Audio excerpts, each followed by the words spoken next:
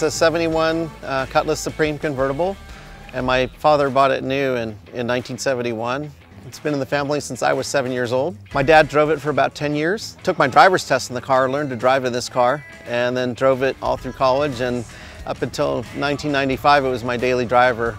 I picked up where he left off, and I kind of made the car my own and put all the performance stuff in the car. It's a 455, it's bored 40 over, so it's around 463 cubic inches, about 480 horsepower or so. I've been coming here for probably 10 or 15 years. I've bought several parts over the years from OPGI. I think the latest of which was the windshield wiper motor. You know, it's nice to see Oldsmobile out here and on the road, and it's nice to see that we've got a few cars here, and it's a good turnout for today.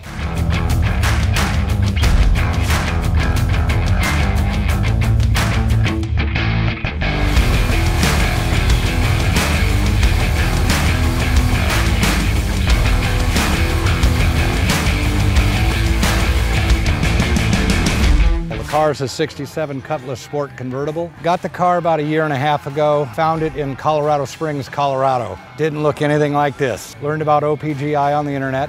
Came in, and Dennis and Jeff and everyone has been great.